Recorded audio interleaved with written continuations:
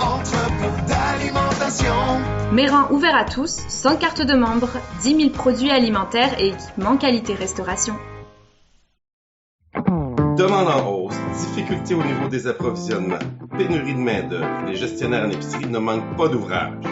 C'est autour d'un département spécifique que nous nous arrêtons aujourd'hui, le département du prêt-à-manger. Le prêt-à-manger, cette section qui regroupe tout type de nourriture chaude ou froide qui peut s'emporter pour consommation hors domicile, a vu ses ventes exploser en 2021 et poursuit depuis sa croissance. Bonjour, mon nom est Robert Dion, fondateur et éditeur de Détaillant Alimentaire. J'ai la chance d'animer ce premier épisode d'une série de 3 qui portera sur le prêt-à-manger. Pour cela, j'ai en ma compagnie 4 invités que je vous présente maintenant. En premier lieu, Catherine Hott, la directrice des ventes d'Emballage Carousel. On a Martin Audet, Emballage Carousel ainsi. Aussi, on a Alexandre Dumaine, directeur commercial de chez Eurodeal. Et notre marchand du jour, Jeannot Boutin, qui est propriétaire détaillant à Saint-Georges-de-Beauce. Alors, bonjour à tous et merci d'être là pour cette première journée. Je suggère de commencer dans le vif du sujet en abordant la question de l'offre. Je m'adresserai à Jeannot, qui est expérimenté dans le prêt-à-manger depuis ces 20 dernières années. Jeannot, comment le prêt-à-manger s'est invité dans votre commerce il y a 20 ans? Et qu'est-ce qui a évolué, selon vous, le plus dans l'offre? Ben moi, il y a 20 ans, c'était précurseur, c'était un dépanneur. On l'a agrandi pour devenir un marché parce que on voulait développer vraiment le prêt-à-manger. Parce qu'on croyait beaucoup au futur le développement. On a commencé avec une petite sandwicherie, puis une pizzeria. Puis plus que ça l'avançait, on a grandi à 5 reprises. Puis on a toujours grossi les cuisines. On est passé d'un employé, on est rendu 20 employés dans les cuisines. Wow! On a essayé de s'adapter à l'offre et à la demande. Tu sais, l'offre, faut qu'elle suive la demande quand même, parce que quand tu développes de quoi, là, t'as toujours une demande de plus, puis c'est vraiment le secteur qu'on a développé. Après ça, on a greffé comme le prêt-à-manger, les prêts-à-cuire, les petits plats. Après ça, on a été avec la pâtisserie. On a développé une offre pour essayer d'avoir l'assiette complète, qu'on peut passer de la protéine aux légumes déjà cuits ou à la sandwicherie. À cette heure, on a les poulets chauds, on a différentes choses là, qui se relient complètement à notre offre. Jeannot, évidemment, t'es à Saint-Georges-de-Beauce. On penserait que cette offre de prêt-à-manger-là est réservée aux grands centres et tout. Est-ce que ton inspiration pour trouver des nouveaux plats, des choses comme ça, vient de voyages, vient d'expérience, ou c'est surtout ce que les clients te demandaient que tu réussissais à produire pour eux? C'est un mélange de tout, hein. Faut être curieux. Des fois, on n'a pas tout réinventé. On va dans les plus grands de ce monde, puis on regarde qu'est-ce qu'ils font, puis des fois, on fait seulement l'adapter, hein, puis on le modifie. Ça vient beaucoup des voyages aussi, puis l'écoute de notre clientèle. Puis des fois, il faut aller au-delà, en avant de notre clientèle. Il faut développer des produits là pour l'intéresser aussi, parce que si on y va juste avec les petits plats traditionnels, à un moment donné, tout le monde en fait. Faut se développer des créneaux qui sont vraiment à nous. Puis dans le marché, il y a toujours une corde qui est plus lousse que les autres. Hein. C'est sur là-dessus qu'il faut vraiment se développer. Faut vraiment penser là. Être précurseur d'un secteur qu'il y ait moins de monde. Il y en a qui développent les sushis. Nous, on développe beaucoup les prêts à cuire et les déjà cuits. Ça dépend toujours de ta vision des choses. Jeannot, dans votre établissement, est-ce que vous avez maintenant juste du prêt-à-manger ou vous avez encore tous les autres services qui sont disponibles dans un dépanneur? Ah non, mais on est plus un dépanneur parce qu'à ce temps, on a la saucisserie, on a les fruits et légumes, on a la boucherie, on a plein de secteurs spécialisés. La microbrasserie, comme la tabagie, ça offre pratiquement plus de place chez nous. C'est vraiment le prêt-à-manger. Donc, tu dirais que à l'origine, tu étais un dépanneur ou un tabagie ou un standard, donc, où l'offre était... Maintenant, ça serait 99% de ton offre qui est vraiment sur le prêt-à-manger, puis les choses comme ça, puis d'autres services connexes en additionnel. Oui, parce que quand on avait la tabagie là, avec la bière, on avait 800 pieds carrés. Là, on est rendu à 15 000. Je vais poser la question comme ça. C'était quoi ton premier produit que tu as fait en prêt-à-manger? La pizzeria. La pizzeria, OK. Puis si je te demandais, c'est quoi le dernier produit que vous avez développé, le plus nouveau que vous servez maintenant, ça serait quoi? C'est vraiment les poulets chauds qu'on vient d'embarquer. OK. Donc, C'est la dernière chose. Puis avant ça, on avait rien qui était dans la friture. Restant, on a développé ça. OK. Mais parce qu'on a commencé par tous nos produits santé, les légumes, les plats de légumes, différentes choses là. Mais on voulait pas avoir l'huile, mais là on a réussi à développer des systèmes pour pas que ça sente l'huile du tout dans le magasin. Mais ça en prenait c'est la rapidité. C'était surtout pour ça l'huile. Catherine, Alexandre, Martin, si vous avez des questions aussi pour Jeannot, là, n'hésitez pas. Évidemment, tu sais, quand je parle de Catherine, Martin puis Alexandre, c'est vraiment des gens qui sont basés sur la technologie. Évidemment, la première fois que tu as servi une pizza, c'était dans une boîte de carton traditionnelle. Maintenant, tu dois être implanté avec plein de produits, services technologiques, qu'on va revenir là-dessus, mais sûrement que ton offre prête à manger a évolué par ce secteur-là. Puis je vois Alexandre qui lève la main, Ben, je me demandais, Jeannot, donc tu as une cuisine qui est complète, qui est équipée, tu as des brigades culinaires qui sont là pour offrir finalement du prêt-à-manger de comptoir chaud, comptoir froid.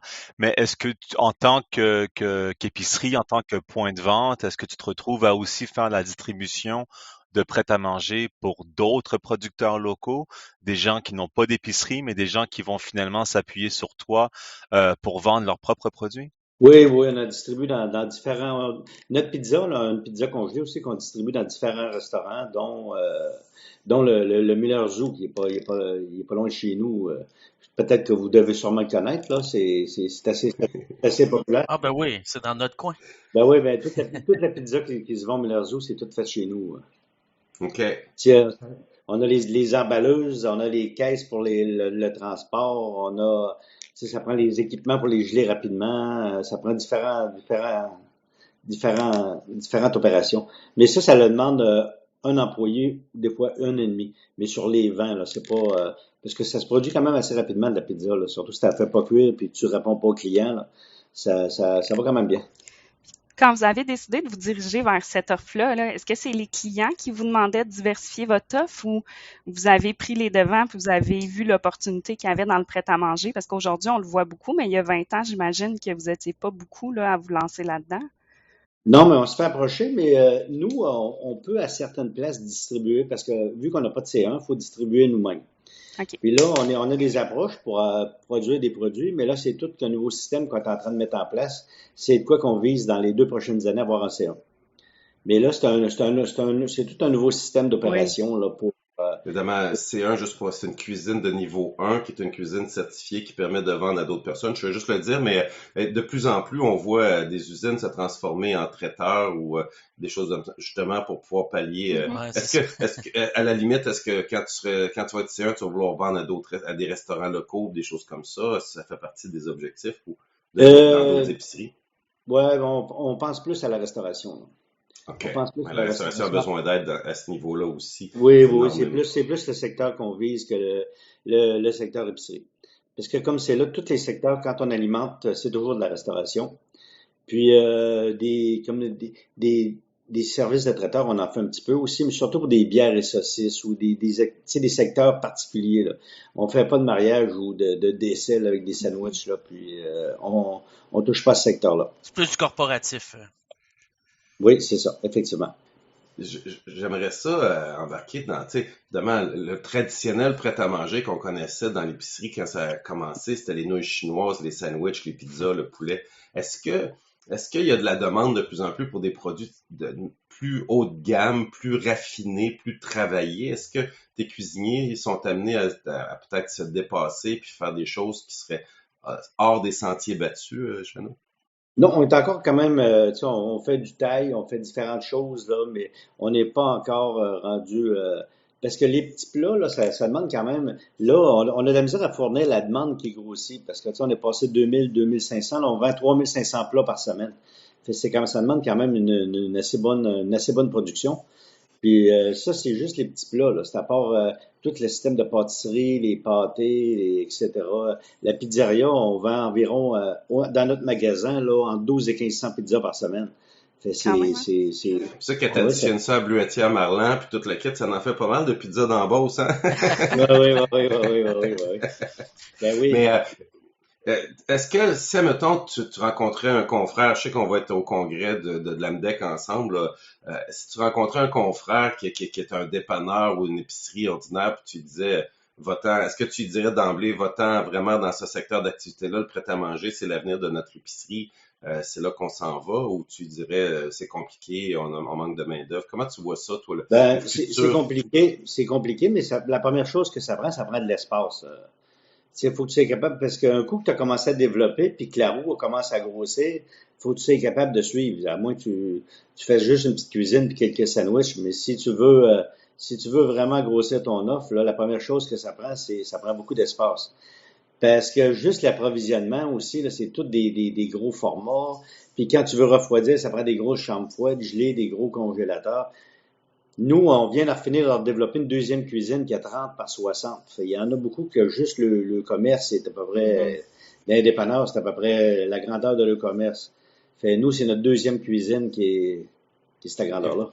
Évidemment, toi, tu fabriques toutes tes choses toi-même, mais un autre type un établissement similaire au tien qui serait plus petit pourrait peut-être s'approvisionner chez un traiteur X puis avoir cette offre-là de prêt-à-manger parce que ça fait partie des besoins maintenant des clientèles de venir. Y a-t-il du monde qui viennent dîner chez vous ou souper chez vous Non. directement sur place? OK. Parce que ça, on le voit énormément maintenant dans des établissements, des dépanneurs où ils ont des coins ou même des épiceries, des coins bistrots, des coins restaurants.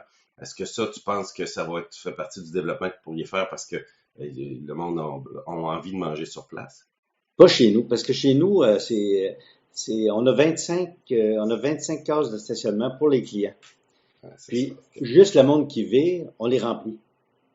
Je vais me tourner vers Alexandre parce qu'Alexandre, on se voit dans des voyages, dans des foires commerciales. On parlait des foires commerciales tout à l'heure. Ça nous amène en même temps. On va voir les salons, mais on veut voir d'autres concepts. Y a-t-il des concepts, toi, que tu pourrais inviter des gens comme Jeannot et autres, de dire, moi, quand j'ai voyagé, il y a prêt à manger ou d'autres concepts que tu as vus qui sont vraiment éclatés, qui font pas nécessairement de la bouffe sur place, mais qui ont une offre de prêt à manger vraiment importante?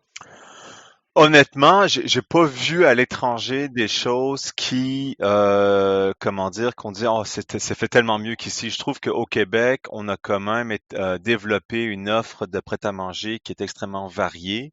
La seule différence est la façon dont c'est apprêté ou la façon dont c'est, comment dire, livré au public. Et transporté vers le public et emballé vers le public. L'innovation chez nous est là, le savoir-faire est là, la technique est là.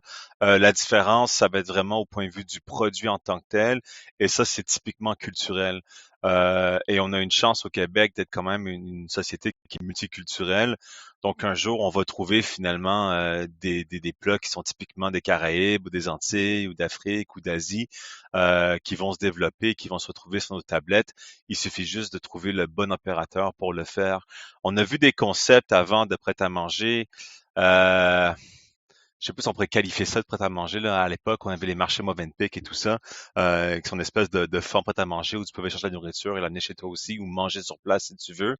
Et on a l'impression, puis ça n'a pas duré très longtemps. Je sais pas si tu te rappelles au centre-ville, comme ça on n'était pas vraiment prêt pour, Tout à fait. pas vraiment prêt pour ça. Je pense que si on voit que peut-être c'est un petit peu trop gros pour ce qu'on avait, mais l'offre en épicerie, comment dire, elle est pas si différente ailleurs, soit chez Marks & Spencer en Angleterre ou soit dans les produits en France ou ailleurs. Tu vois souvent maintenant c'est du skin, c'est de l'emballage, c'est des produits qui sont qualitatifs, c'est de la gastronomie, mais mis finalement dans un paquet qui est accessible. C'est aussi, comment dire, avec une présentation qui est léchée, qui est vraiment dans l'esthétisme aussi. Donc, est-ce que c'est différent ailleurs? Oui, un peu, de par la nature de la nourriture, de par finalement le contexte culturel dans lequel ce produit se retrouve, mais sinon, c'est essentiellement la même chose d'après moi.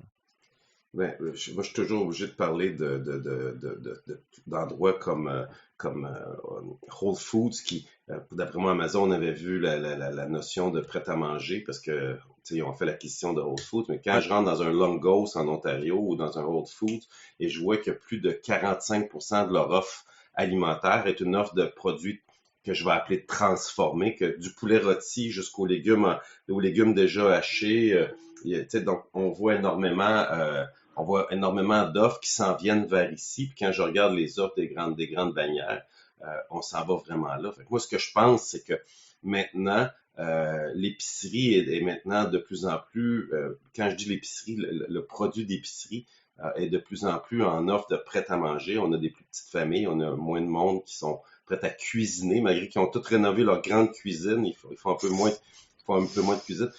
Ça va être le fun parce que dans un autre balado, parce que c'est divisé en trois, on va parler beaucoup plus de la technologie, puis de revenir sur ce que tu as parlé, Alexandre, puis Martin va sûrement embarquer dans la conversation avec Catherine, mais sur le lécher, la présentation, le côté dynamique de la nourriture, parce que le marketing fait vendre, Ouais. mais je vous invite, puis je parle aux auditeurs qui écoutent notre balado, à vous promener, puis à partir d'aujourd'hui, prendre le temps de regarder. Puis je pense que Catherine, Martin, Alexandre, même surtout Jeannot, quand on se promène ailleurs, ce qu'on va voir, c'est l'offre qui est disponible.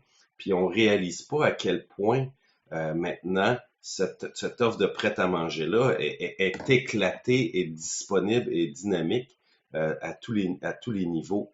Je pense que dans ce point-là, surtout si on peut subdiviser le prêt-à-manger en finalement pré-emballé et libre-service, si tu veux, je pense qu'au point de vue du libre-service, tu as tout à fait raison. Il y a vraiment une diversification. Puis on voit à l'étranger, tu as raison, les Whole Foods, tu vois, un Whole Food aux États-Unis, les comptoirs salades, c'est immense. Puis il y a une variété de salades qui sont disponibles, de légumes, de légumineuses, de fruits frais, de fruits précoupés, qu'on retrouve rarement ici. Donc, sur ce Des point-là, romanesco, moi, je suis toujours emballé des romanesco qui sont prêts au comptoir, puis leur offre de pizza, Jeannot, l'offre de pizza dans un Whole Foods est vraiment spectaculaire, puis les pâtisseries, puis tout. Fait, moi, c'est des modèles que je regarde, puis d'autres chaînes ici qui sont en train... Puis c'est ça qu'on est en train de voir aussi, c'est que dans certains dépanneurs américains, je vais nommer Sheetz, je vais nommer Wawa, ce sont des endroits qui vendent de l'essence, mais qui vendent plus de l'essence. Ils vendent de la nourriture fraîche, faite sur place, puis par la même occasion, on met de l'essence.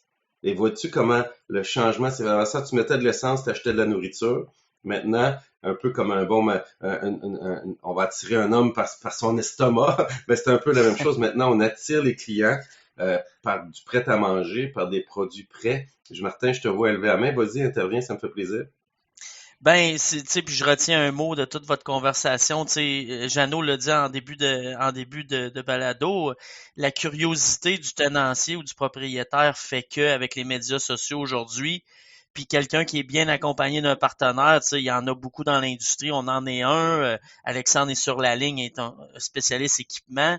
Mais quand on est bien accompagné, puis on a de la curiosité, puis on écoute notre clientèle, ben c'est là que notre offre va grandir, puis je vois les nouvelles générations arriver de plus en plus, puis les gens vont sur les médias sociaux, ils voient des émissions de cuisine, puis ils veulent le rapporter pour que ça soit facilement plus accessible à la communauté. Fait que c'est ce que je trouve intéressant. Puis dans le fond, on le vit c'est notre défi, nous, en tant que distributeurs, de piquer la curiosité du client, qui est soit le restaurateur ou l'épicier, pour dire hey, passe le gap de la sandwich, on est capable de t'aider à passer ce gap-là, puis on va te montrer que c'est pas si dur à passer, c'est ça l'idée. Dans les questions qu'on avait préparées, on demandait, on voulait savoir à quel point l'offre de prêt-à-manger est mature. Puis j'aimerais, en conclusion, avoir votre commentaire là-dessus, chacun en disant où on en est, puis qu'est-ce qu'il nous reste à accomplir dans l'offre nourriture, l'offre présentation, l'offre service de prêt-à-manger. Je vais commencer par Catherine. Toi, tu vois ça comment, le futur du prêt-à-manger nourriture? Je pense que c'est en constante évolution, là. Comme on disait, on est dans une boucle où les gens cherchent à se diversifier. Puis, il reste un gros niveau d'éducation à faire, comme Martin disait, sur l'accessibilité à cette diversification-là. Fait qu'à peu près tout type de commerce, là, on a des boucheries qui évoluent vers le prêt-à-manger, on a des dépanneurs qui évoluent vers le prêt-à-manger, on a des marchés qui grossissent, on a des petits traiteurs qui deviennent carrément des transformateurs alimentaires. Fait que, il y a vraiment une place pour tout le monde là-dedans. Fait que, la technologie va venir au service de la diversification puis de la main-d'œuvre, puis inversement, là, la curiosité des gens puis le train de vie de la communauté d'aujourd'hui fait en sorte qu'on cherche des solutions, on cherche à se diversifier, on cherche à se recréer pour se différencier. Fait que, je pense que on est loin on est loin d'avoir atteint le potentiel de l'offre qu'on a. Puis Alexandre l'a souligné aussi tantôt, on a une diversité culturelle qui est là aussi. Fait que la variété de produits qu'on peut retrouver dans différents types d'emballages, tout en respectant l'environnement, en augmentant la conservation, c'est là aussi, puis c'est accessible. Alexandre, je te laisse prendre la balle au bon pour dire où tu penses que c'est toi ton versus l'offre. Puis j'aime la notion de diversité, Catherine. Je pense que Catherine a raison. C'est pas est-ce que l'offre est mature? C'est comme de poser la question, est-ce que l'offre en restauration est mature? Je veux dire, c'est du renouvellement constant, c'est du cycle en évolution constant, c'est de l'innovation constante. Et ça va toujours finalement s'appuyer sur les tendances culinaires.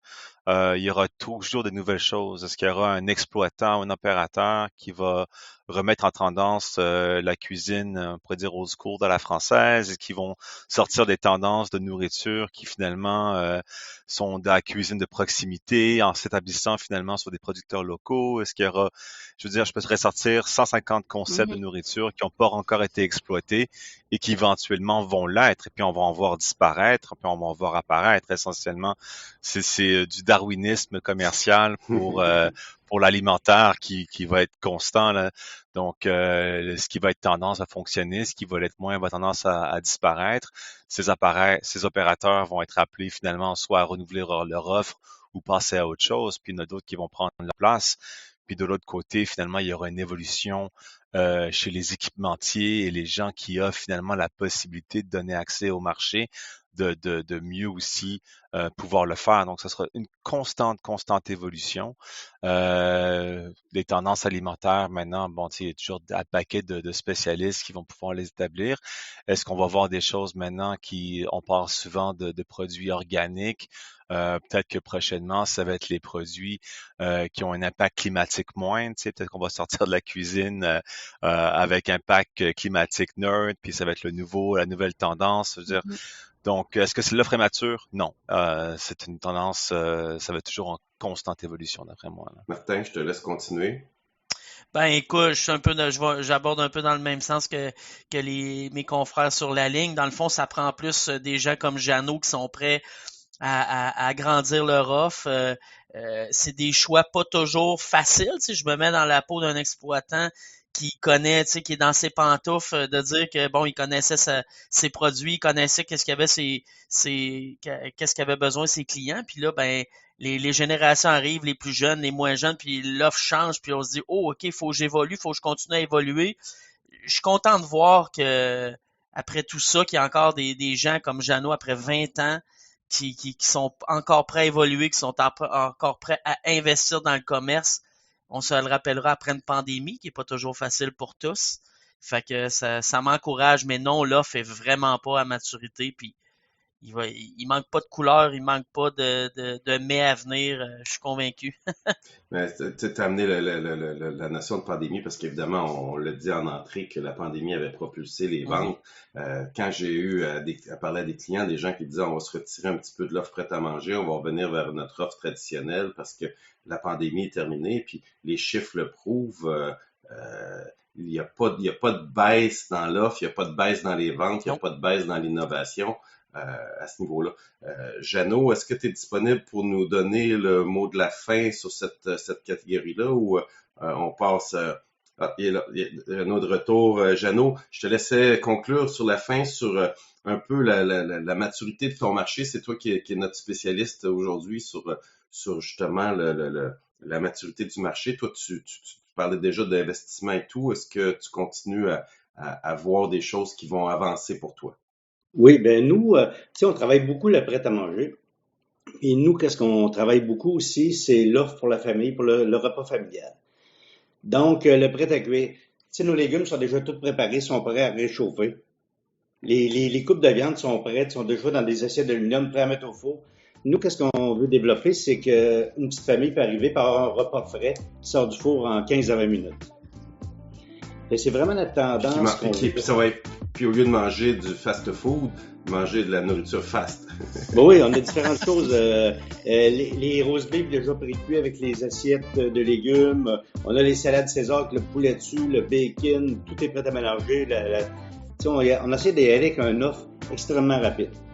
Parce que la réalité, c'est que les familles d'aujourd'hui, là, tout se passe vite, ont 2 carrières professionnelles, ils ont des jeunes enfants, ils ont des cours. Fait, c'est la rapidité qui va amener vraiment là, du repas, puis la qualité du repas qu'on est capable de leur offrir en très peu de temps. Là, c'est ça qui, c'est l'offre qui va nous aider à nous développer le choix. Ben, c'est ainsi que se termine le premier épisode sur le prêt-à-manger en épicerie. 2 autres épisodes sont disponibles sur detailalimentaire.com, section balado, la technologie au service du prêt-à-manger et la mise en marché. Nous espérons que vous avez apprécié ce contenu. Je remercie encore une fois chaleureusement nos invités pour la richesse de ces échanges. Merci.